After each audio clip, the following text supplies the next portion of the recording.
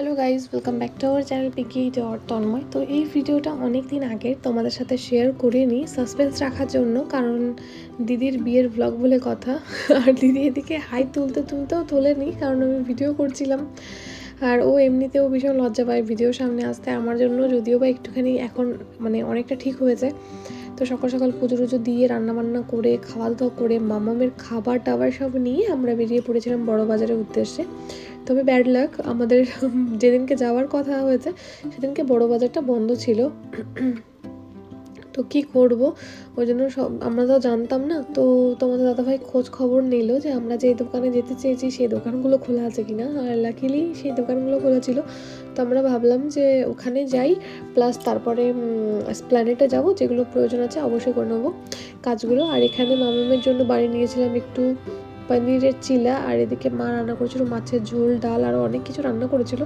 তো এখানে মামামের সকালের ব্রেকফাস্ট করানো হয়ে গেছে, তো একটু স্ন্যাক টাইপের বিকালের টিফিন লাড্ডু অনেক কিছু নিয়েছি, কারণ যেহেতু সারাদিনের ব্যাপার। আর ভাই থাকবে একা বাড়ি, আর আমরা বেরিয়ে পড়েছি এখন, দেখতেই পারছো। আর মামাম তখন না একটু ছোট ছিল, দেখেছো, মানে বোঝা যাচ্ছে, যেহেতু এটা অনেক আগেরই ভিডিও বলতে পারো। তো একটু নোটিস করা যায় অনেক দিন আগের ভিডিও দেখলে। আমি এখনও মানে আগের ভিডিওগুলো যখন আমার সামনে আসে না, ও যখন হয়েছিল নতুন অবস্থাতে, তখন তো রোজই বলতে গেলে ভিডিও করতাম, আপলোড করতাম। তো খুব ভালো লাগে দেখলে মামামের এই মানে একটু একটু করে বেড়ে ওঠা, আর সেগুলো আমার ভিডিওতে থেকে যাওয়া। তো দুটো রিক্সা নিয়ে আমরা এখন নেমে পড়েছি গড়িয়া স্টেশনে, আর মেট্রো করেই যাব, কারণ মেট্রোতে আমাদের সুবিধা হবে। আর এখানে এসে তখন দেখো মামাম কিন্তু অতটা হাঁটতেও পারতো না স্পষ্টভাবে, মানে ছেড়ে দিলে প্রপার হাঁটতে অতটা পারতো না, একটু মানে চপ্পল পরে হাঁটতে ওর অসুবিধা হতো। তখন চপ্পল ছাড়া ঠিকঠাক হাঁটতে পারতো, প্রথম তো চপ্পলে যখন প্যাপু আওয়াজ হতো না, ওর নিচের দিকে তাকিয়ে থাকতো। তাই জন্য ওর ফার্স্ট যেই চপ্পলটা কেনা হয়েছিল ওটার ওই আওয়াজ যেটাতে হয় সেটা বার করে দিয়েছিলাম। তারপরে দেখতেই পারছো মেট্রোতে করে যাচ্ছিলাম। আর মেট্রোতে অ্যাকচুয়ালি এত এসিটা বাড়ানো থাকে না, আমার প্রচণ্ড মাথা যন্ত্রণা করে আমি যতবার মেট্রোতে উঠি। আর এখন মামাম তো ভীষণই জ্বালাচ্ছিল মেট্রোতে উঠে, তারপরে কিছুক্ষণ বাদে চুপ হলো, কারণ যখন অনেক বেশি মানুষজন হয়ে যায় না, ও সেটা একদম পছন্দ করে না। তো তারপরে আমরা এই যে নেমেও পড়েছি বড় বাজারে। নামার পরে অনেকটা আমাদের হাঁটতে হয়েছিল ফলের বাজারের ভিতর দিয়ে, কারণ আমরা উল্টো সাইড দিয়ে বেরিয়েছিলাম। তো এই যে দেখতে পাচ্ছ এখান দিয়ে হাঁটছিলাম, দিদি ভিডিওটা নিয়েছে। আর এখানে যে পচা ফলের কি বিভৎস গন্ধ, মানে কি বলবো তোমাদের। তারপর আমরা চলে এসেছিলাম শাড়ির দোকানে। আসার পরে একটু একটু করে চুজ করা চলছিল কি নেব না নেব। আর আমার মামাম তো ভীষণ লাকি, আমি কোনো একদিন মুখে বলেছিলাম দিদিকে, তোর বিয়ে তো হবে, আমার ছেলে মেয়ে হবে, তারপরে মানে আমার ছেলে কিংবা মেয়ে তোর কোলে বসে বিয়ে মানে দেখবে। আর তাই হয়েছে, দেখো মামাম কিন্তু ওর মিমির বিয়ের শপিংয়েও মানে সাথে রয়েছে। তো ব্যাপারটা মুখের কথা সত্যি হয়ে যাবে ভাবিনি। তবে এই যে বেনারসি চুজ চলছিল, আর এই যে মুহূর্তটা প্রত্যেকটা মেয়ের কাছে ভীষণ স্পেশাল। আর আমার সময় তো মানে এত কিছু আমি ভেবে চিনতে সময় নিয়ে করার সুযোগ পাইনি, তো দিদির সময় সেই সব মোমেন্টগুলোকে ভীষণভাবে এনজয় করতে চেয়েছি, আর সেগুলো ব্লগের মাধ্যমে তুলেও ধরেছি তোমাদের সামনে, যাতে সারা জীবন স্মৃতিটা থেকে যায়। তো যেহেতু আমাদের অনেকক্ষণের কাজ ছিল, আর অনেকটা টাইমের কাজ ছিল, অনেক কিছু কেনার কাটার ছিল, তো সব তো দেখানো সম্ভব না, যেটুকু পেরেছি ব্লগের মাধ্যমে তোমাদের সাথে শেয়ার করেছি। আর এখানে কি কি কেনাকাটা হয়েছে না হয়েছে তোমাদেরকে আমি মানে এখন শেয়ার করব না, আর দিদিরগুলো তো শেয়ার করবই না, কেননা দিদির বিয়ে যেহেতু, তো এটা একটা সাসপেন্স থাকুক, কারণ দিদি যখন বিয়ের সময় পড়বে তখনই বোধহয় দেখলে বেশি ভালো লাগবে তোমাদের। আর আমি যেগুলো কিনেছি চেষ্টা করবো দেখানোর, আর মামামের জন্য কি কেনা হয়েছে তোমাদের দাদাভাইয়ের জন্য সেগুলো আমি তোমাদের সাথে শেয়ার করে দেবো। আর দিদিরটা আমি নিজেই ভেবেছি যে না করবো না, এবার দেখা যাক, যদি দিদি বলে যে না কর তাহলে করব। কিন্তু আমার পার্সোনালি ওপিনিয়ন যে একবারে তোমরা ওকে ব্রাইড হিসেবেই দেখো, সেটাই বেশি ভালো লাগবে। তো এই কালারের শাড়িটা কিন্তু ভীষণ ভালো লাগছিল, টিয়া কালারের, বাট এইসব কালারের শাড়িটা সবার গায়ে মানায় না, এই কালারটা মানে ভীষণ ফর্সা, তাদের গায়ে ভীষণ ভালো লাগবে। তো দিদির রিসেপশনের শাড়িটা এখান থেকে নেওয়া হচ্ছিলো, যেহেতু দিদির ননদও গেছিলো, মানে দিদি ভাই, তো সবাই মিলে আমরা একসাথে শপিং করেছিলাম আর ভীষণ মজাও হয়েছিল ওদিনকে। আর অতটা বলতো কি গরম ছিল না, তো হালকা মানে ঠান্ডা ঠান্ডা তখন তো পড়েই গেছে, তাই জন্য আমাদের অতটা কষ্ট হয়নি। আর শরণ্যাও আমাদেরকে এত কোঅপারেট করেছে, মানে এখানে একটা বাচ্চা এতক্ষণ টাইম ছিল আমাদের কিন্তু বিরক্ত করেনি। ওকে দুপুরবেলায় মা লাঞ্চ করিয়ে দিয়েছে, আর মা থাকলে তো ওকে নিয়ে আমার কোনো টেনশন থাকে না, তোমাদের দাদাভাই থাকলে, দিদি থাকলে। তো এইসব শাড়িগুলো দেখে এত ভালো লাগছিল, মনে ছিল কোনটা ছেড়ে কোনটা নেওয়া যায়, তো ভীষণ ভালো লাগছিল। তবে এই কি, আমার জানি না কেন ফোনে একরকম কালার উঠছিল আর সামনে আর একরকম কালার লাগছিল, জানি না ক্যামেরাতে তোমাদের কেমন লাগছে, কিন্তু সামনাসামনি শাড়ির কালারগুলো মারাত্মক ছিল গাইজ, মানে কি বলবো। এই শাড়ির দোকানটা এমনিতেও ভীষণ নাম করা আর ভীষণই ভালো কালেকশান আছে, আর এনাদের ব্যবহারও কিন্তু খুব ভালো। মানে পরপর যে কত শাড়ি দেখেছি আর কিভাবে যে আমরা ওনাদের জ্বালিয়েছি, কিন্তু ওনারা কিছুই বলেনি, ওনারা কিন্তু ভীষণ কোঅপারেট করেছে আমাদের সাথে, কারণ ওনারাও জানে যে একটা মেয়ে কোনো কিছু কিনতে গেলে অনেক মানে খুঁটিনাটি দেখে তারপরেই নেয়। তো তোমরা শাড়ি দেখতে থাকো জাস্ট, মানে শাড়ির কালেকশন কি, মানে চোখ ধাঁধিয়ে যাচ্ছিল। আমার তো লেহেঙ্গা কেনাই আছে, তোমরা জানো, দিদির রিসেপশনে বা বিয়েতেই পরবো ভেবেছি লেহেঙ্গা, তো রিসেপশনে কি পরবো সেটাই আমার নেওয়ার ছিল। তো সেদিন আমি আর নিয়ে উঠতে পারিনি, কারণ তত্ত্ব তারপরে সবার জন্য যেগুলো যাবে প্রণামী, সেগুলো নিতেই আর দিদির কেনাকাটা করতে করতে অনেকটা টাইম হয়ে গেছিলো। তো তারপরে এই যে মা আর তোমার দাদাভাই মামাকে লাঞ্চটা সারিয়ে নিচ্ছিল, আর এখনও অনেক কেনাকাটা বাকি ছিল, কারণ জামাইবুর যেগুলো প্রয়োজন, তারপরে দিদির চপ্পল অনেক কিছু কেনার বাকি ছিল, তো সেগুলো আমরা স্প্ল্যানেড থেকেই করবো ভেবেছি, কারণ ওখানে সব ভালো ভালো দোকানগুলো ছিল চপ্পলের। আর এখানে দিদি গায়ে ফেলে দেখছিল যে কোন শাড়িটা ওর গায়ে ভালো লাগে, তো শাড়ি গায়ে ফেলে যখন দেখছিলো আমার তো মানে কেমন একটা হচ্ছিলো জানি না, মানে ভীষণ একটা ইমোশনাল লাগছিলো, কারণ তোমরা সবাই জানো যে আমার সাথে আমার দিদির বন্ডিংটা কেমন, ওকে আমি ভীষণ ভালোবাসি।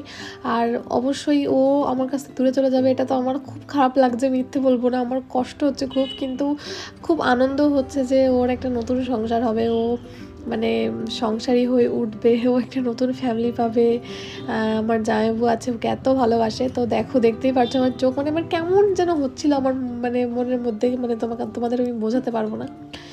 আর এখানে মাকে বলেছিলাম, মা একটু তুমি ভিডিও করো, তো মা ঠিক করে না ফোনটা ধরতে পারে না, মানে যতই হোক মানে আমাদের মায়েরা না ভীষণ ইনোসেন্ট, তো আমি বললাম ছাড়ো আমি করে নিচ্ছি। তো এখানে আরও শাড়ি মানে চয়েস চলছিল, মানে শাড়ির আর শেষ নেই, মানে শাড়ি বার করেই যাচ্ছে, ওনারা বার করেই যাচ্ছে। তো এই শাড়িগুলো আমি পরেছি, ভীষণই কমফোর্টেবল, মানে আমাকে সাথে দিয়েছিল মামি, বড় মামি।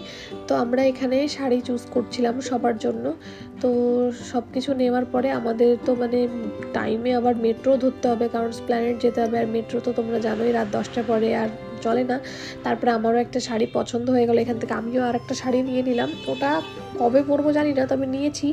আর এখানে তো মামা লাস্টের দিকে দেখতেই পারছো, মানে শাড়ির প্যাকেট নিয়ে ছুটছে, এদিকে চশমা টেনে নিচ্ছে, মানে ও কী করবে বুঝতে পারছে না। তারপরে মায়ের জন্য কেনাকাটা ছিল, তো মাও মায়ের শাড়ি টাড়ি চুজ করছিল, গায়ে ফেলে দেখছিল কোনটা নেবে না। তো যেহেতু বন্ধর দিন ছিল, মানে তো ওনাদের বড় বাজার যেদিন বন্ধ থাকে, তো দোকানটাও না খুব একটা সময় অবধি মানে খোলা থাকে না, কম সময় অবধি খোলা থাকে। তো আমাদের এদিকে মোটামুটি কেনাকাটা কমপ্লিট করে আমরা তো হ্যাপি ভীষণ, আমরা চলে যাচ্ছি এখন বাইরে। আর তখন মামাও শুয়ে পড়েছে। আর এদিনকে কী একটা ছিল এখানে হিন্দুদেরই কিছু একটা, আমার ঠিক খেয়াল আসছে না, তবে এরকম র্যালি বেরিয়েছিল রাস্তা দিয়ে, আর কি ভিড়, মানে কি বলবো, এই জন্যই বাজার বন্ধ ছিল আজকে। তো এমন একটা দিনে গেছিলাম আমরা, তবুও অনেকটাই কেনাকাটা আমাদের এগিয়ে গেছিলো। আর এখনও অনেক কেনাকাটা বাকি, ডালা, বিয়ের কার্ড, তত্ত্ব, সূচি আরও যেগুলো কিনতে হয়, অনেক কিছু এখনও বাকি রয়েছে জামাইবুর জন্য। তারপরে মোহরের, আমার, তোমাদের মানে দাদা ভাইয়ের, কি বলবো, অনেক কিছু। তারপরে এখানে আইসক্রিম দেখে তো আমরা আইসক্রিম খেয়ে নিলাম। এই আইসক্রিমটা না মানে আমি যতবার দেখেছি যে এসব জায়গায় কোথাও পাইনি এই কালারের চুইংগামের, আর প্রত্যেকবারই আমার ইচ্ছা ছিল এটা খাওয়ার, এবার পেয়েছি, বিশ্বাস করো আমার এত বাজে লেগেছে না, মানে আমার একদম পছন্দ হয়নি মানে আইসক্রিমগুলো। তারপরে এখানে তোমার দাদাভাইয়ের জন্য কেনাকাটা ছিল, কারণ বাবা তো বিয়েতে আমাকে, তারপরে তোমার দাদাভাইকে, তার মামামকে তো গিফট করবে জামা, তো আমাদেরকে দিয়ে চুজ করিয়ে নিচ্ছিল। তো এখানে এসেছিলাম প্রথমে পাঞ্জাবি দেখতে, কিন্তু তেমন একটা পছন্দ হয়নি, এখানে শেরওয়ানি দেখাচ্ছিলো। আর দিদির বিয়ে জানোই তোমরা গরমের মধ্যে, তো ওই গরমে এগুলো পরলে আর খুঁজে পাওয়া যাবে না আমাদের কাউকে। তো তারপরে চলে গেছিলাম আমরা মানেবারে বেশ ভালো কালেকশন থাকে লাইট ওয়েটে, মানে সব সময় পরার মতন। তো সেখানে আমরা যাচ্ছিলাম, তো রাস্তাঘাট দেখতে পাচ্ছ মানে ফাঁকা ছিল এই দিকটাতে। তারপর আমরা একটা ক্যাব বুক করে নিলাম, ক্যাব বুক বলতে ক্যাব পাইনি বলে তাই জন্য ট্যাক্সিতে গেছিলাম। আর এই ইয়েলো ট্যাক্সিতে আমার ফার্স্ট টাইম ওঠা, এতদিন কলকাতায় ঘুরছি তবে আমার এই ট্যাক্সিতে ওঠা হয়নি। আর এই ট্যাক্সিগুলো শুনেছি নাকি থাকবে না এখন আর, নাকি উঠে যাবে। তবে ভালোই হলো, মানে উঠে ভাবলাম যে যাক লাস্ট টাইম ওঠা হয়ে গেছে।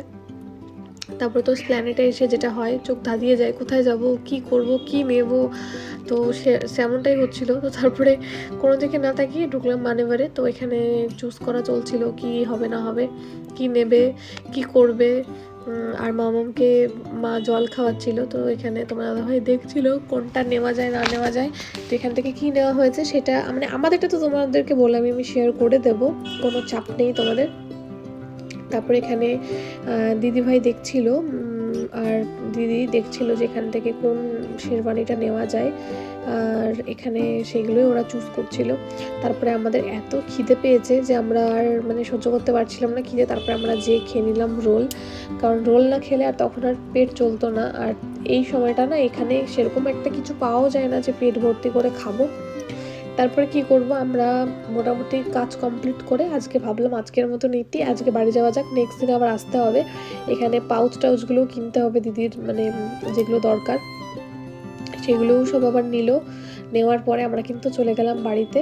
তো এরকমই আরও অনেক কিছু ব্লগ আছে তোমাদের সাথে মানে শেয়ার করব, তোমরা সবাই সাথে থেকো।